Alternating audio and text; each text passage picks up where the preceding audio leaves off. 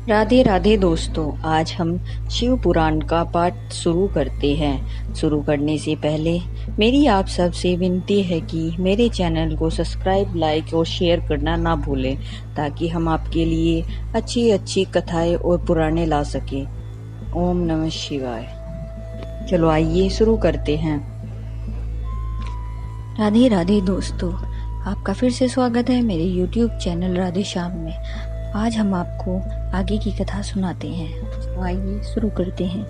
कामदेव के नामों का निर्देश, उसका रति के साथ विवाह तथा कुमारी संध्या का चरित्र, वशिष्ठ मुनि का चंद्र भाग पर्वत पर उसको तपस्या की विधि बताना।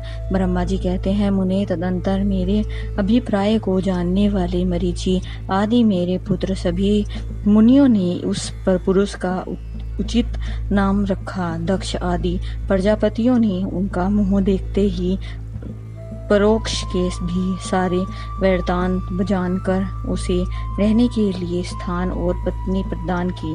मेरे पुत्र मरीचि आदि द्विजनों ने उस पुरुष के नाम निश्चित करके उससे यह युक्ति युक्त बात कही।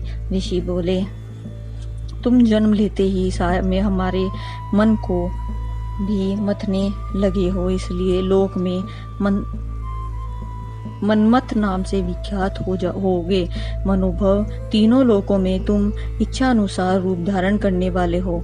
तुम्हारे समान सुंदर दूसरा कोई नहीं है, अतः काम रूप होने के कारण तुम काम नाम से विख्यात हो। लोगों को मत बना देने के कारण तुम्हारा नाम मदन होगा। तुम बड़े दर्प से उत्पन्न हुए हो, इसलिए दर्पक कहलाओगे, और सदपर होने के कारण भी जगत में कंदर्प नाम से भी तुम्हारी ख्याति होगी। समस्त देवताओं का सम्मिलित बल पराक्रम भी तुम्हारे समान नहीं होगा, अतः सभी स्थानों पर तुम्हारा अधिकार होगा और तुम सर्वव्यापी होगे। जो आदि प्रजापति हैं वे ही में ये पुरुषों में श्रेष्ठ दक्ष तुम्हारी इच्छा के अनुरूप पत्नी स्वयं देंगे। वह तुम्हारी कामिनी तुमसे अनुराग खेलने वाली होंगी। ब्रह्मा जी ने कहा, मुने तदंतर में वहां से अदृश्य हो गया। उसके बाद दक्ष मेरी बात का स्मरण करके कंदर्प से बोले, कामदेव, मेरे शरीर से उत्पन्न हुई मेरी यह कन्या सुंदर रूप और उत्तम गुणों से सुशोभित है। इसे तुम अपनी पत्नी बनाने के लिए ग्रहण करो। यह गुणों की दृष्टि से सर्वथा तुम्हारे योग्य है। महातेजस्वी मनोभव यह सदा तुम्हारे साथ रहने वाली है। तुम्हारी रुचि के अनुसार चलने वाली होगी।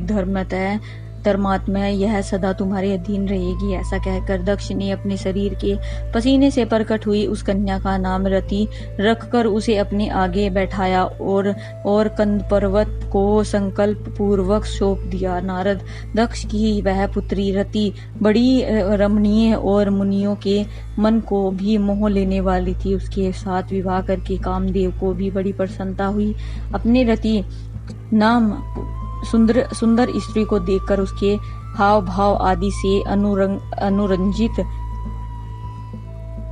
हो कामदेव मोहित हो गए। तात उस समय बड़ा भारी उत्सव होने लगा, जो सबके सुख को बढ़ाने वाला था। प्रजापति दक्ष इस बात को सोचकर बड़े प्रसन्न थे कि मेरी पुत्री इस विवाह से सुखी है। कामदेव को भी बड़ा सुख मिला, उसके सारे दुख दूर हो गए। दक्ष कन्या रति भी कामदेव को पाकर बहुत प्रसन्न हुई। जैसे संध्या काल में मनोहारिणी विद्युन्माला के साथ मेघ शोभा पाता है, उसी प्रकार रति के साथ प्रिय वचन बोलने वाले कामदेव बड़ी शोभा पा रहा था। इस प्रकार रति के प्रति भारी मोह से युक्त रतिपति कामदेव ने उसे उसी तरह अपने हृदय के सिंहासन पर बैठाया। जैसे योगी पुरुष योग विद्या को हृदय में धारण करता है, उसी प्रकार पूर्ण चंद्रमुखी रति भी उस श्रेष्ठ पति को पाकर उसी तरह सुशोभित हुई, जैसे श्री हरि को पाकर पूर्ण चंद्राना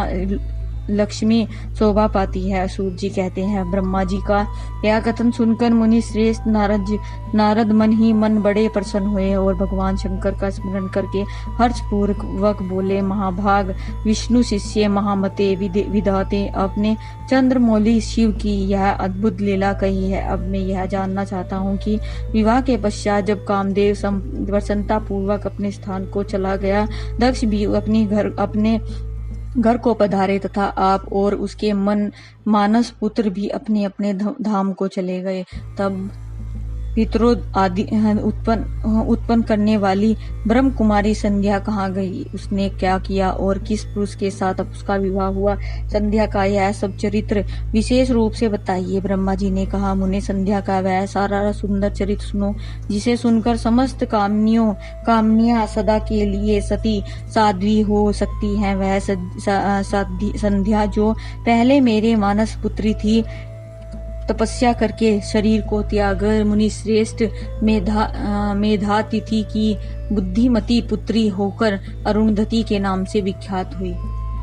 उत्तम व्रत का पालन करके उस देवी ने ब्रह्मा विष्णु और महेश के कहने से श्रेष्ठ व्रतधारी महात्मा विशिष्ट को अपना पति चुना। वह सौम्य स्वरूप वाली देवी सबकी वंदनीय और पूजनीय श्रेष्ठ पतिव्रता के रूप में विख्यात हुई। नारद जी ने पूछा, भगवान संध्या ने कैसे किस लिए और कहाँ तप किया? किस प्रकार शरीर त्याग कर वह मेघातिथि की पुत्री हुई? ब्रह्मा विष्णु और महेश इन तीनों देवताओं के बताए हुए श्रेष्ठ व्रतधारी महात्मा विशिष्ट को उसने किस तरह अपना पति बनाया? पितामह, यह सब मैं विस्तार के साथ सुनना चाहता हूँ। अरुंधति के इस कौतूहल पूर्वक चरित्र का आप यथार्थ रूप से वर्णन कीजिए। आज की कथा यही समाप्त करते हैं। कल हम आपको अरुंधति की कहानी सुनाते हैं। अरुंधति की कहानी में अरुंधति के साथ क्या हुआ, कैसे हुआ, कहाँ हुआ, क्या किया उन्होंने।